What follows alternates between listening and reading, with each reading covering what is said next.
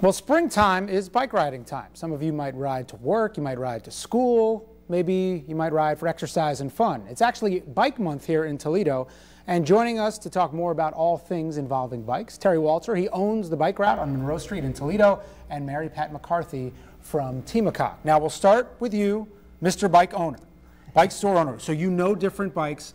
What are different bikes that different people should use depending on what they like to do? Well, you want to choose a bike by your riding conditions. If you're going to be out on the road riding long distances, you're probably going to ride a bike like this. It's going to go faster, more efficient, more aerodynamic. You're going to want to have a little bit more durable bike. You're going to pick a bike with a little bit bigger tire. You can see there's a slight difference. And a little bit more upright position, more of a mountain bike position.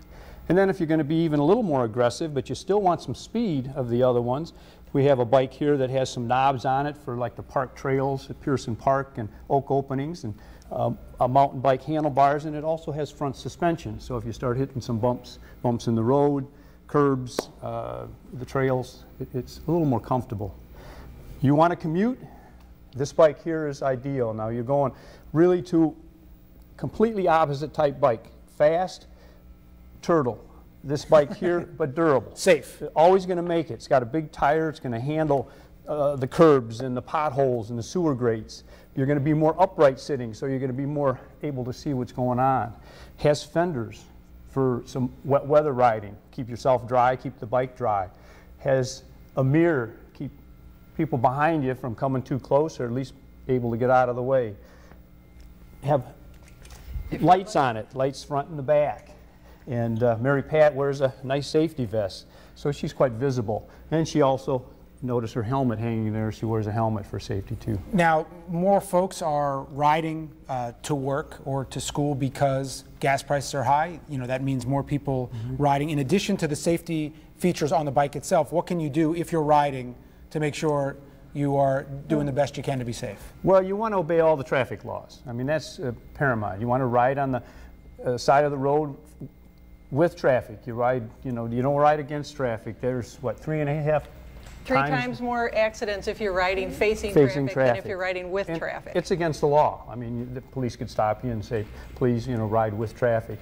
You want to be courteous, you know, with cars. You don't want to block traffic, you know, cut in and out of cars, you know, just common sense type things. But if you obey all the laws, you know, you're really, you know, being a good biker. And a safe biker. And you ride, and I commute on my bicycle. So you said it's kind of like you have to act like you're in a car that's just slow. Yeah, act like you're a vehicle, signal your turns, be part of the stream of traffic. As Terry's saying, don't cut in and out.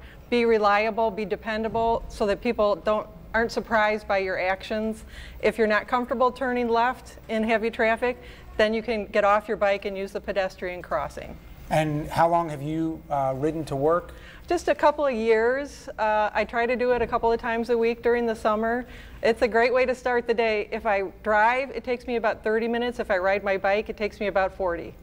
So 10 minutes, 10 extra minutes versus feeling better. And right? A whole day of exercise is already done. There you go.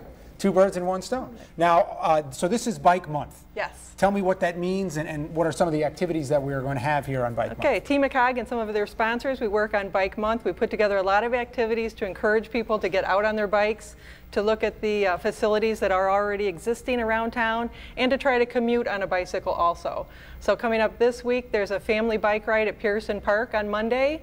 Wednesday is Bike to School Day, so there'll be kids on the roads around schools, so motorists should be careful. And coming up next week, we have several things.